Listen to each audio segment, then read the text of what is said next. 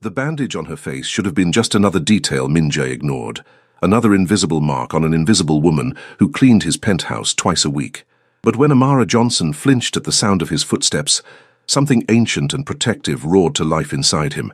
He'd killed men for less than the fear he saw flickering in her dark eyes. "Who did this to you?" His voice was deadly calm, the same tone he used before ordering executions. Amara's fingers trembled against the purple bruise peeking from beneath the white gauze. "Nobody, Mr. Kang, I fell." Minjae stepped closer, and she instinctively stepped back. That small movement, that reflexive retreat, ignited something in him that had nothing to do with the empire he'd built through blood and ruthlessness. For the first time in 15 years of controlling Los Angeles' underworld, Kang Minjae felt completely out of control. "Don't lie to me," he whispered, and the world shifted between them. Amara had cleaned Minjae's Century City penthouse for 6 months without truly seeing him. He was a presence, expensive suits, quiet footsteps, the scent of bergamot, and danger that lingered in rooms after he left. She knew the important things. He paid double the agency rate, never left messes, and expected invisibility. Invisibility was Amara's specialty. 28 years of being overlooked had taught her how to move through spaces without disturbing the air. She folded herself smaller in elevators, quieted her breathing around important people, perfected the art of being present without being seen. Today, that careful invisibility shattered. She'd covered the bruise as best she could, foundation 3 shades too light, because that's what the corner store carried, a bandage to hide the worst of the swelling. Her supervisor at Elite Home Services would fire her if she showed up looking unpresentable. Zara needed new school shoes. The rent was due in 8 days, so Amara went to work. The penthouse was silent when she arrived at 2 p.m., her usual time. Minjae was never home during her shifts, a small mercy she'd counted on today. She moved through the expansive living room with its floor-to-ceiling windows overlooking Los Angeles, the city sprawling beneath like a kingdom. His kingdom, she'd heard the other maids whisper. Kang Minjae owned half of Koreatown's businesses and all of its secrets. The restaurants were legitimate. Everything else existed in shadows. Amara didn't care about his business. She cared about the $400 weekly check that kept Zara fed. She was dusting the bookshelves, leather-bound volumes in Korean and English, untouched and perfect, when she heard the elevator chime. Her heart lurched. He was never home early. "You're still here." His voice came from behind her, accented but smooth, each word precisely chosen. Amara turned slowly, keeping her face angled away. "I'm sorry, Mr. Kang. I'll finish quickly and—" "Look at me." It wasn't a request. Kang Minjae didn't make requests. She raised her eyes and watched his expression shift from distant politeness to something sharp and focused. He crossed the room in 3 strides, expensive Italian shoes silent on marble floors. Up close, he was devastating. Sharp jawline, dark eyes that missed nothing, black hair styled with casual perfection. The top buttons of his white shirt were undone, revealing collarbones and the hint of a tattoo. "What happened to your face?" His hand lifted toward her cheek, then stopped, hovering, waiting for permission that Amara didn't know how to give. "I fell." The lie tasted bitter, clumsy. "I'm fine." Minjae's eyes narrowed. In 6 months, she'd never heard him raise his voice, but the quiet in him now was more terrifying than any shout. "You fell," he repeated, each syllable weighted with disbelief. "Yes." "And the bruises on your wrist?" He nodded toward her left hand, where fingerprint-shaped marks darkened her brown skin despite her long sleeves. Amara yanked her sleeve down. "Mr. Kang, I really should finish." "Sit." "I can't. I have 3 more houses today, and—" "I said sit." Softer this time, but no less absolute. She perched on the edge of his pristine white sofa, wrong in every way. Her discount store uniform, her second-hand shoes, her damaged face in his perfect space. Minjae stood before her, hands in his pockets, studying her with an intensity that made her skin warm. "Tell me his name." "There's no—" "Amara." The way he said her name, careful, like something precious, stopped her breath. He'd never used her name before. "I've built my life on reading people. You're terrified. That bandage is fresh. Someone hurt you, and recently—" She stood abruptly. "With respect, Mr. Kang, my personal life isn't your concern. It became my concern the moment you walked into my home injured." He stepped closer, and she smelled bergamot and something darker. Whiskey, maybe, or smoke. "Is it a boyfriend?" "No." "Husband?" "No." "Then who?" Amara met his eyes, saw genuine concern there, mixed with something that looked like barely restrained violence. "Why do you care? I'm just your maid." Something flickered across his face, surprise, maybe hurt. You think that's all you are? Isn't it? Minjai was quiet for a long moment. I notice everything in my space, Amara. 6 months ago, you started bringing flowers. Cheap bodega flowers that you arrange in my kitchen when you think I won't see. You reorganize my books by color instead of alphabetically because you think it looks better. You leave the windows open exactly 3 inches because you figured out I like fresh air but hate wind. Her throat tightened. She'd thought herself invisible. You hum when you work, he continued. Old soul songs.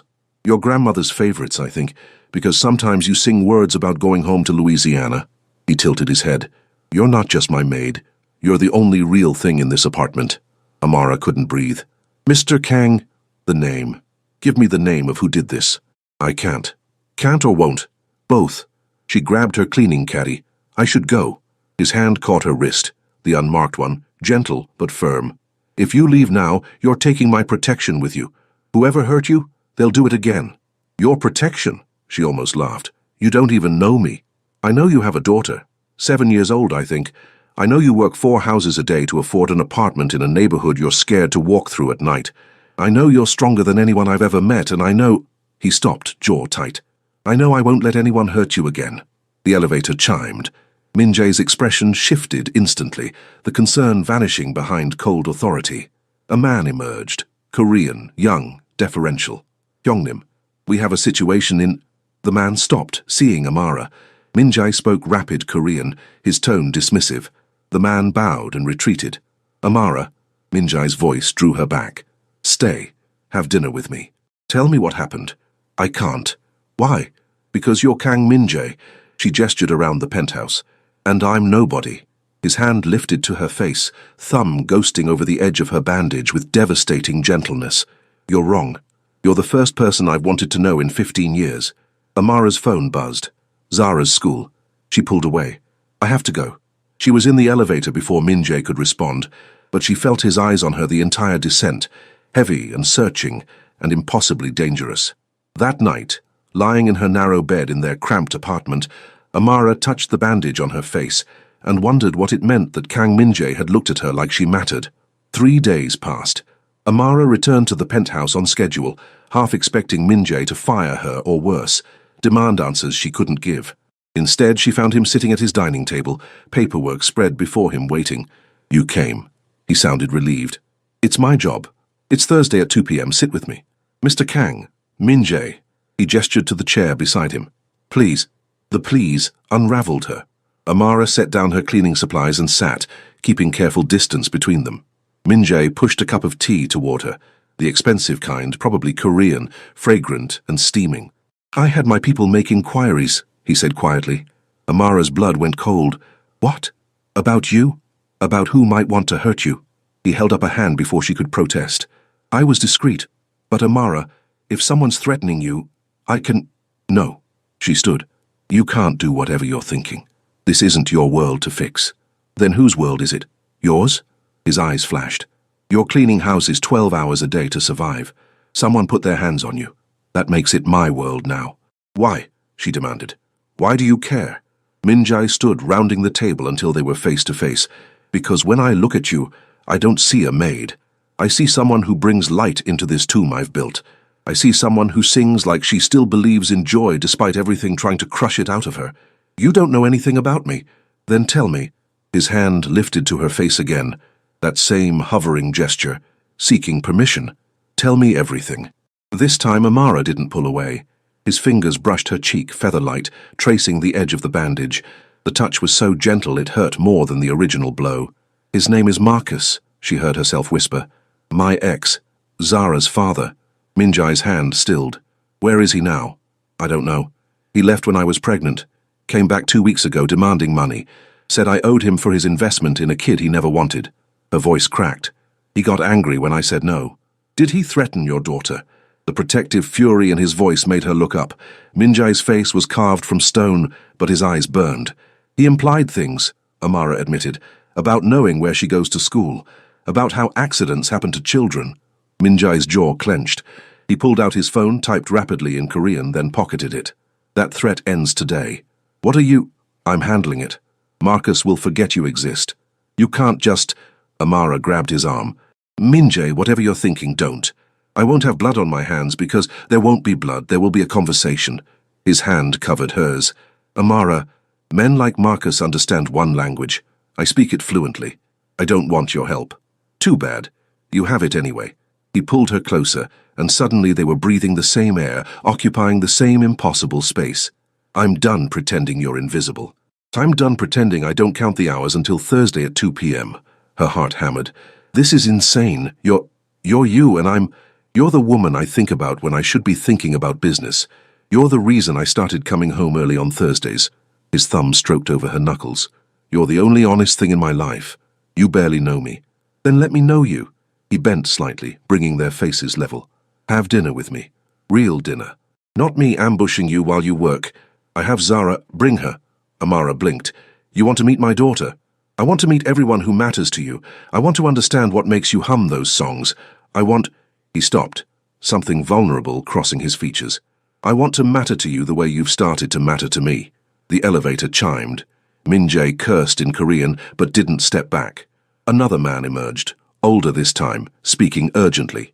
Minjae responded with sharp words that made the man pale and retreat immediately. I have to handle something, Minjae said, turning back to Amara.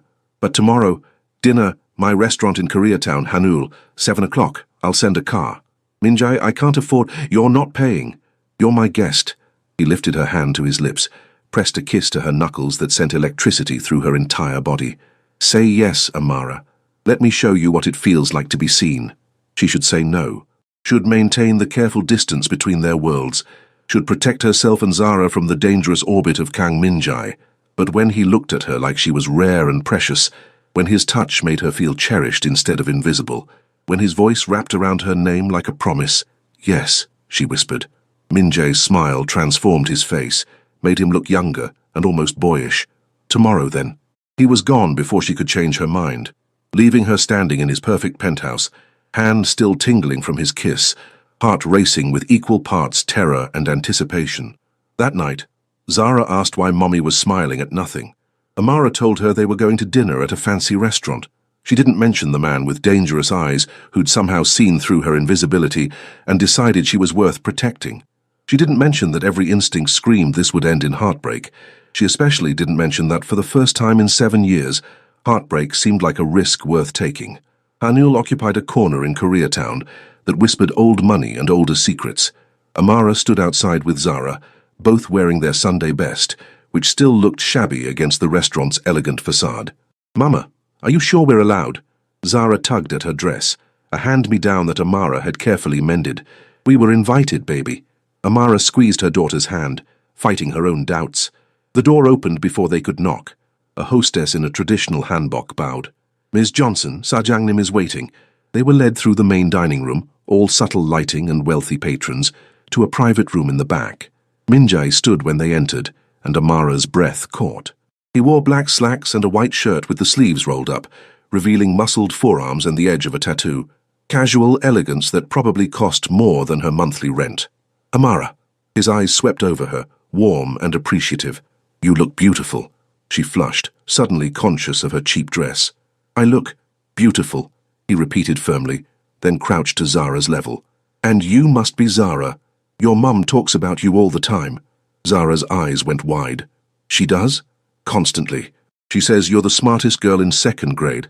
1st grade, Zara corrected solemnly. But I read at a 3rd grade level. Minjae's smile was genuine. Then you and I will get along perfectly. I collect books. Do you like books?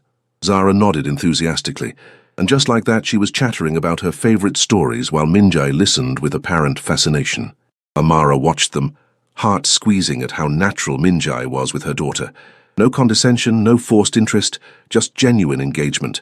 Dinner was a revelation.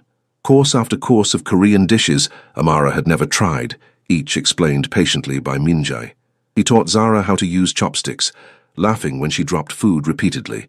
He told stories about growing up in Seoul, about his grandmother who taught him to appreciate good food and strong women. My grandmother would have liked you, he said to Amara, refilling her tea. She always said the strongest people are the ones who protect others before themselves. I'm not that strong. You're raising a brilliant daughter alone. You work 4 jobs. You face down men twice your size when they threaten what you love. His eyes held hers. Amara, You're the strongest person I've ever met. Zara excused herself to the bathroom, leaving them alone for the first time all evening. The air shifted immediately, tension crackling.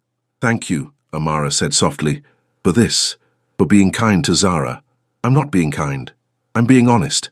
Minjae leaned forward. She's incredible, because you're incredible. Minjae, I meant what I said yesterday, about wanting to know you, about you mattering. His hand found hers across the table. I know this is fast. I know our worlds don't make sense together. But Amara, I haven't felt this alive in years. She should pull away.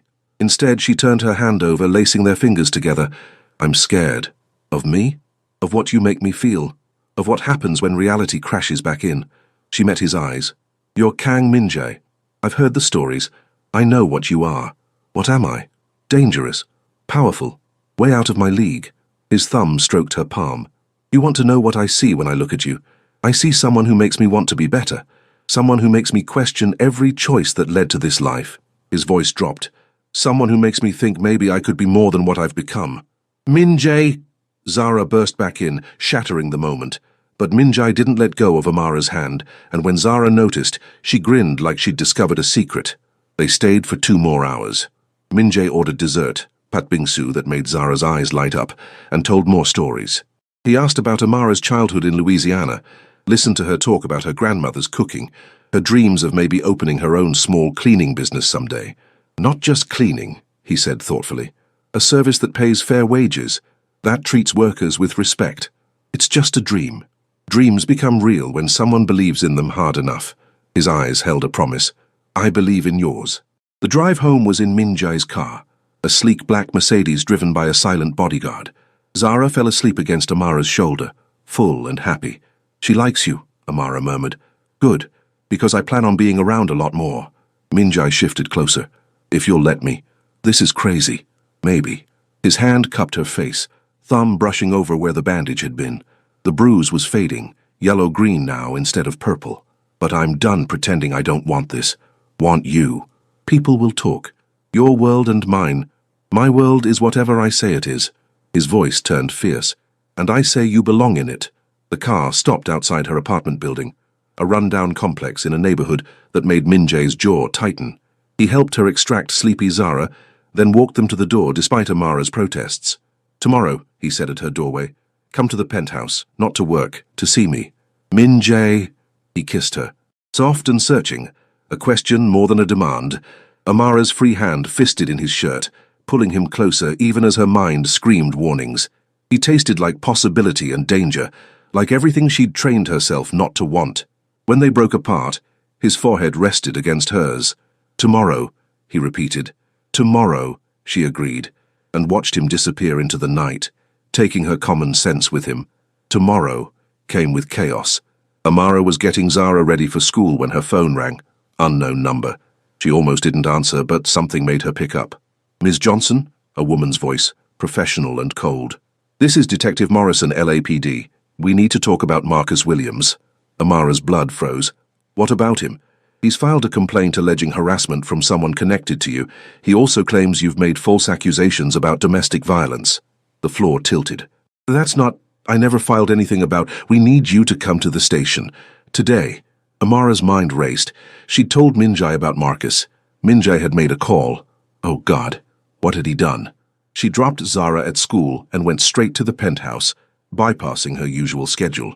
Minjae answered the private elevator dressed in workout clothes, sweaty and gorgeous, and completely unconcerned. Amara, I wasn't expecting... He stopped, seeing her face. What's wrong? What did you do? Her voice shook. The police called. Marcus is claiming harassment. What did you do? Minjae's expression shuttered. I had a conversation with him, as promised. What kind of conversation? Because now he's lying to the police about me, and he's lying because I made sure he understood what happens if he comes near you again. Minjae approached her carefully. The harassment claim won't stick. I have people who... You have people. Amara stepped back. Minjae, I can't be involved in whatever you did. I have Zara. If Child Services thinks I'm connected to... She couldn't breathe. I could lose her. Understanding dawned on his face. Amara, no, that won't happen. I made sure... You made sure. Her voice rose. You don't get to make sure of anything in my life. You don't get to fix my problems with whatever criminal connections you have. I was protecting you. I didn't ask for your protection. I asked—" She stopped, realizing the truth. "I never asked for anything. You just took over. Like I'm some damsel who needs saving by the big strong crime boss." Min-jae flinched. "That's not what this is." "No? Then what is it? Because from where I'm standing, you're playing white knight, while I'm the one who'll face the consequences." She laughed bitterly. "Except you're not even white, and neither am I, which makes this whole thing even more complicated, because you have money and power, and I have—" "You have me," he said fiercely. "You have my protection, my resources, I don't want them." The words exploded out of her. "I want my simple life where I know the rules, where I clean houses and raise my daughter and stay invisible because invisible is safe. Invisible is dying slowly." Min-jae grabbed her shoulders. "You think I don't see what that life costs you? You're drowning, Amara. I'm trying to throw you a rope. I don't want your rope. I want—" Her voice cracked. "I want to not be terrified that loving you will destroy everything I've built." The room went silent. Amara realized what she'd said, watched Min-jae's face transform. "You love me," he whispered. She tried to take it back, couldn't. "It doesn't matter. It's the only thing that matters." He pulled her close and she went, despite everything, burrowing into his chest like she could hide from the world there. "Amara, I will fix this. The police thing, it'll disappear. Marcus will never bother you again, I swear on everything I am. That's what I'm afraid of. Everything you are includes things I can't be part of." His arms tightened. "Then I'll change. You can't change what you are, Min-jae. You're Kang Min-jae, leader of whatever organization. You have responsibilities, people depending on you, a whole world I don't understand. So help me understand yours. Let me in, completely. Let me—" Her phone rang. The detective again. Amara pulled away to answer, and Min-jae's expression hardened at whatever he heard in her voice. When she hung up, he was already making calls in Korean, his tone sharp and commanding. Within 30 minutes, he had a lawyer on the way to the police station, someone to pick up Zara from school, and apparently Marcus's complaint in the process of vanishing. "It's handled," he said finally. Amara stared at him, this man who could reshape reality with a few phone calls, who looked at her like she was precious, who'd somehow become essential to her happiness in just a few weeks. "I need time," she said quietly, "to think, to figure out if I can do this." Pain flashed across his face. "How much time?" "I don't know." "Amara, please." She was already backing toward the elevator. "Just, please." She left him standing in his perfect penthouse, looking lost for the first time since she'd met him. The ride down felt like falling, and Amara wondered if she'd just made the biggest mistake of her life, or if the biggest mistake was falling in love with Kang Min-jae in the first place. 4 days of silence. Min-jae didn't call, didn't text, gave her the space she'd asked for. Amara should have felt relieved. Instead, she felt hollow. She went through motions. Work, Zara, sleep, repeat. Marcus's complaint had indeed vanished like Min-jae promised. She should have been grateful. She was mostly terrified of how easily he'd made her problem disappear. On the 5th day, Zara asked why they weren't seeing Mr. Kang anymore. "It's complicated, baby. Do you miss him?" "Yes." No point lying to her too perceptive daughter. "Then why don't we see him?" Zara's eyes, too old for 7, studied her. "Is it because he's rich and we're not?" Amara's heart broke. "It's because his life is very different from ours. He made you smile, Mama. You don't smile a lot anymore." Zara crawled into her lap. "I liked when you smiled." That night, Amara couldn't sleep. She kept replaying moments. Min-jae's hand on her face, his fierce protectiveness, the way he'd crouched to Zara's level and listened like her daughter's words mattered, the way he'd kissed her like she was everything. Her phone buzzed at 2 a.m. "Min-jae, I miss you. Tell me how to fix this." She stared at the message, fingers hovering over the keyboard. Tell him it's impossible. Tell him they're from different worlds. Tell him she's not strong enough for his life. Tell him she loves him anyway. Before she could respond, someone pounded on her door. Amara's heart seized. Late-night knocks were never good. She grabbed her phone, ready to call 911, and peered through the peephole. Min-jae stood there in rumpled clothes, hair disheveled, looking nothing like the controlled crime boss, and everything like a desperate man. She opened the door. "What are you—" "I can't do this." He pushed inside, pacing her tiny living room like a caged animal. 4 days, Amara. 4 days of pretending I can function without you. I can't. Min-jae, it's 2 a.m. Zara's sleeping. I'll be quiet. He wasn't quiet. I've spent 15 years building an empire. 15 years making myself untouchable. Then you walk into my life humming soul songs and arranging flowers, and suddenly everything I built feels empty. You barely know me. I know everything that matters. I know you sacrifice so your daughter can have better. I know you see good in people even when they don't deserve it. I know you think you're invisible, but Amara... He crossed to her in 2 strides, cupping her face in both hands. You're the most visible thing in my world. When you're not there, everything goes grey. Tears burned her eyes. I'm scared. So am I. His forehead touched hers. Terrified. Because you've become my weakness, and in my world, weakness gets you killed. But I don't care anymore. I'd rather die vulnerable with you than live safe and alone. Your world can adjust, will adjust. I don't care what people think, what complications arise, what... I'm black, Minjai. You're Korean. That matters to people. Not to me, but to others. To your organization, to... Anyone who has a problem with you has a problem with me. His voice turned to ice. And problems with me don't last long. That's what terrifies me. The casual way you talk about violence. The way you can make people disappear with a phone call. Would you rather I let Marcus hurt you, let anyone hurt you? His grip tightened. I won't apologize for protecting what's mine. I'm not yours. Aren't you? He pulled back to look at her, and his eyes held everything: desperation, hope, love. Because I'm completely yours. Every dark, broken part of me belongs to you now, and I know that's not fair. I know I'm dragging you into something complicated, but Amara... His voice cracked. I can't lose you. I won't survive it. Minjai? I love you. The words hung between them, raw and honest. I love that you're strong and stubborn. I love that you make me want to be better. I love how you love your daughter. I love your terrible bodega flowers and your off-key humming and the way you reorganize my books. They look better by color, she whispered, crying now. They do. He wiped her tears with his thumbs. Everything looks better when you're in it. My apartment, my life, me. A shaky breath. Let me love you. Let me take care of you and Zara. Let me be the man you make me want to be. What if it's not enough? What if the difference is between us? Then we'll fight for it together. He kissed her, soft and pleading. I'll leave my world if you ask. No, she pulled back. I won't ask you to give up who you are. Then what do you want? Amara looked at this powerful man reduced to vulnerability in her cheap apartment, asking her to save him the way he'd tried to save her. She thought about Zara asking why she didn't smile, about how invisible she'd felt before Minjai looked at her like she was real, about how love was always a risk, but some risks were worth taking. I want you, she whispered. All of you. Even the complicated parts. Even the scary parts. She grabbed his shirt, pulled him closer. I want you to teach me Korean. I want to learn about your world while you learn about mine. I want... He kissed her, deep and claiming, lifting her off the ground as she wrapped around him. They broke apart breathless. I want you to meet my grandmother, she continued, in Louisiana. I want Zara to have a father figure who shows up. I want to wake up next to you and not feel like I'm trespassing in your life. You're not trespassing. You're home. He set her down gently. My apartment is home now because you're in it. I'm home because you see me. Minjai. Marry me. Amara froze. What? Not now, not tomorrow, but eventually. Marry me and let me spend my life proving you're the best decision I ever made. He kissed her forehead, her cheeks, her lips. Let me love you and Zara. Let me be yours. You're insane. About you? Absolutely. He smiled against her mouth. Say maybe. Give me maybe. Maybe. She laughed through tears.